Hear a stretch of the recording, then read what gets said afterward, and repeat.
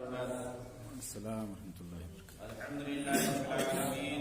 والصلاة والسلام علی خیر خلقہ محمد وعلی آلہ وصحبہ اجمعین، اما بعد فاعوذ باللہ من الشیطان الرجیم، بسم اللہ الرحمن الرحیم۔ ان الدین عند اللہ الاسلام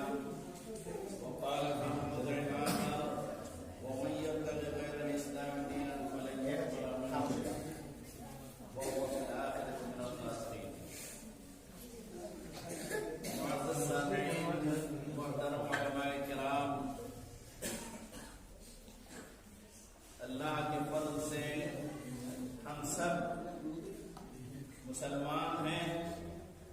دین اسلام کے ہم ماننے والے ہیں، تو ہمیں اور آپ کو اسلام کا مفہوم کیا ہے اور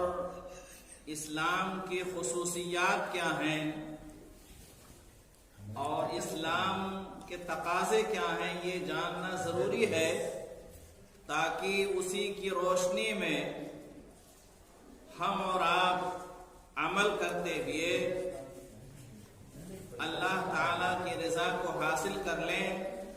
اللہ کو راضی کر لیں، تاکہ ہمیں دنیا اور آخرت دونوں میں بھلائی حاصل ہو، ہمارا انجام بہتر ہو۔ دین اسلام یہ تمام انبیاء کا دین رہا ہے، لیکن اس کی آخری کامل اور مکمل صورت اور شکل اللہ کے رسول محمد صلی اللہ علیہ وسلم پر لا کر کے مکمل کیا گیا، جیسا کہ اللہ تبارک و تعالی نے فرمایا الیوم اکملت لکم دینکم واتممت علیکم نعمتی ورضیت لکم الاسلام دینا، کہ آج میں نے تمہارے دین کو مکمل کر دیا ہے اور تمہارے اوپر اپنی نعمت کی تکمیل کر دی ہے، اور تمہارے لیے دین اسلام کو میں نے پسند کر لیا۔ تو دین اسلام کی کامل اور مکمل شکل جو اللہ کے رسول صلی اللہ علیہ وسلم دے کر کے بھیجے گئے، وہی مکمل صورت اسلام کی مقصود ہے ان الدین عند اللہ الاسلام میں، کہ اللہ کے نزدیک قابل قبول دین وہ اسلام ہی ہے۔ اسلام کی مکمل جو صورتحال ہے اللہ کے رسول کے ذریعے جو ہم تک پہنچی ہے وہی مراد ہے، اس کے علاوہ کوئی دین قابل قبول نہیں ہے۔ وَمَن يَبْتَغِ غَيْرَ الْإِسْلَامِ دِينًا فَلَن يُقْبَلَ مِنْهُ، کہ جو شخص اسلام کے علاوہ کسی دین کو بھی چاہے گا تو ہرگز اسے قبول نہیں کیا جا سکتا۔ اب وہ دین چاہے سماوی دین رہا ہو، آسمانی دین رہا ہو،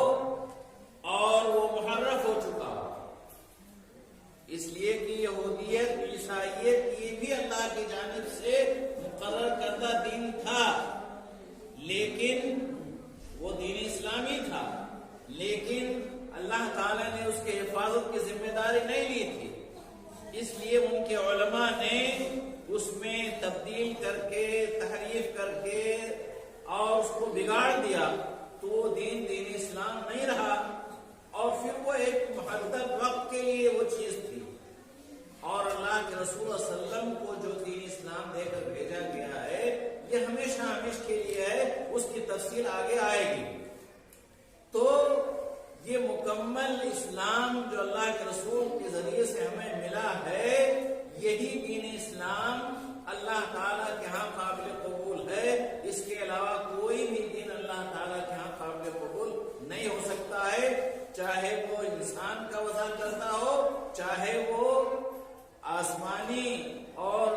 سماوی دین رہا ہو لیکن محرف ہو چکا ہو۔ اور اس دین کی بڑی ساری خصوصیات ہیں، وقت مختصر ہے اس لیے ان خصوصیات کو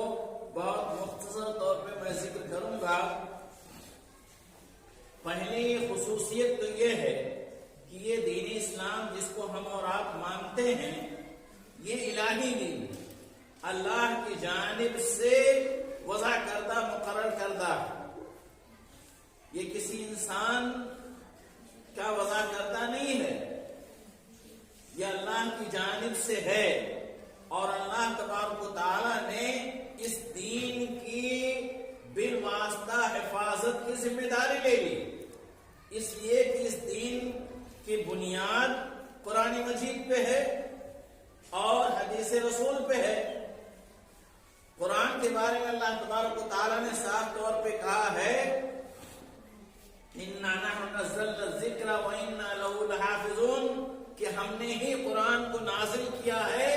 اور ہم ہی اس کی حفاظت کرنے والے ہیں۔ اور پوری تاریخ اس بات پہ شاہد ہے کہ جب سے قرآن نازل ہوا ہے اب تک، اور انشاءاللہ تا قیامت اس میں کوئی بھی تبدیلی نہیں ہو سکتی ہے، اللہ تعالیٰ نے اس کی حفاظت کی ذمہ داری لے لی، اور قرآن محفوظ ہے جو دین اسلام کی بنیاد ہے، تو جب قرآن محفوظ ہے تو دین اسلام بھی محفوظ رہا، اور دوسری بنیاد جو دین کی ہے، دین اسلام کی ہے، وہ حدیث ہے۔ حدیث بھی یہ اللہ کی جانب سے وحی ہی ہوتی تھی۔ اللہ کے رسول صلی اللہ علیہ وسلم دین کے معاملے میں جب بھی کوئی بات بتلاتے تھے تو وہ باتیں من جانب اللہ ہی ہوتی تھی، وما ينطق عن الهوى ان هو الا وحی یوحی۔ دین کے سلسلے میں جو بات اللہ کے رسول صلی اللہ علیہ وسلم بتاتے تھے وہ اللہ کی جانب سے وحی ہوتی تھی، تو جب اللہ کی جانب سے وحی ہوتی تھی تو وہ چیز بھی ہمیشہ ہمیشہ کے لیے محفوظ ہے، اور تاریخ شاہد ہے کہ احادیث کی حفاظت کے لیے اللہ تعالیٰ نے اس کا انتظام کیا۔ بڑے بڑے محدثین گزرے جن کی انتھک کوششوں سے حدیثیں محفوظ ہوئیں، اور صحیح اور غلط حدیثوں کا امتیاز بھی ہو گیا۔ تو اللہ تبارک و تعالیٰ نے، چونکہ یہ دین الہی ہے، اللہ کی جانب سے وضع کرتا ہے، اس لیے اللہ تعالیٰ نے اس دین کی حفاظت کی ذمہ داری لے لی۔ یہ سب سے بڑی اہم خصوصیت ہے دین اسلام کی، اور چونکہ یہ دین اللہ کی جانب سے ہے اور اللہ تعالیٰ ہر طرح کے عیب و نقائص سے پاک ہے، اس لیے اللہ تعالیٰ کی جانب سے مقرر کردہ دین بھی تمام طرح کے نقائص سے، تمام طرح کی خامیوں سے پاک ہے۔ اگر کوئی دین، جیسے مثال کے طور پہ ہندو مذہب ہے، ہندو مذہب کا جو دین ہے وہ انسانوں کا اپنا وضع کرتا ہے، اس میں بہت ساری خرابیاں، بہت ساری جو نقائص پائے جاتے ہیں، اس لیے کوئی انسان کی وضع کرتا ہے، لیکن چونکہ دین اسلام یہ اللہ کی جانب سے ہے، اس لیے اس میں نہ تو ایک بات دوسری بات سے ٹکراتی ہے اور نہ ہی اس میں کسی طرح کی کمی پائی جاتی ہے۔ قرآن کے بارے میں اللہ تبارک و تعالیٰ نے فرمایا وَلَوْ كَانَ مِنْ عِنْدِ غَيْرِ اللَّهِ لَوَجَدُوا فِيهِ اخْتِلَافًا كَثِيرًا، کہ اگر یہ قرآن مجید اللہ کی جانب سے نہ ہوتا تو اس قرآن مجید میں بہت سارا اختلاف لوگوں کو ملتا، لیکن یہ اللہ کی جانب سے ہے، اس لیے اس میں کسی طرح کا اختلاف نہیں پایا جاتا۔ تو جب دین اسلام اللہ کی جانب سے ہے تو اس دین کے اندر بھی کسی طرح کی کمی، کوتاہی اور کوئی خرابی نہیں پائی جا سکتی، اور اس کا اعتراف دنیا کرتی ہے، مسلمان نہیں، غیر مسلم بھی جو ہے عصبیت سے الگ ہو کر کے صحیح طور پر اسلام کا ریسرچ کرتے ہیں، اسلام کی تحقیق کرتے ہیں، وہ بھی اس بات کے قائل ہیں کہ اسلام میں کسی طرح کی کوئی کمی اور خامی نہیں پائی جاتی۔ اور دوسری سب سے بڑی خوبی یہ ہے دین اسلام کی کہ یہ دین شامل ہے، زندگی کے تمام شعبوں کے لیے اس میں احکام موجود ہیں۔ انسان جو زندگی گزارتا ہے اس کے ہر کام کے لیے اسلام میں تعلیمات موجود ہیں۔ ایسا نہیں ہے کہ دین اسلام صرف عبادات کا نام ہے، دین اسلام ایک زندگی گزارنے کا ایک مکمل نظام ہے، ایک مکمل سسٹم ہے. ہر قدم پہ انسان کے، مسلمان کی رہنمائی جو ہے دین اسلام کرتا ہے. اور یہی مطلوب ہے اسلام میں کہ یہ اسلام آپ کی پوری زندگی کو شامل رہے، چاہے وہ عقائد کا مسئلہ ہو، چاہے عبادات کا مسئلہ ہو، چاہے معاملات کا مسئلہ ہو، چاہے اخلاق کا مسئلہ ہو. ہر قدم پہ رہنمائی دین اسلام کے اندر پائی جاتی ہے. اگر ہم اور آپ اپنی زندگی میں دین اسلام کو نافذ کرنا چاہتے ہیں اور اگر ہم منمانی زندگی گزارنا چاہتے ہیں تو بات ہی الگ ہے. تو یہ دین شامل ہے، اس میں تمام چیزوں کی تعلیمات موجود ہیں. وَنَزَّلْنَا عَلَيْكَ الْكِتَابَ تِبْيَانًا لِكُلِّ شَيْءٍ، کہ ہم نے آپ پر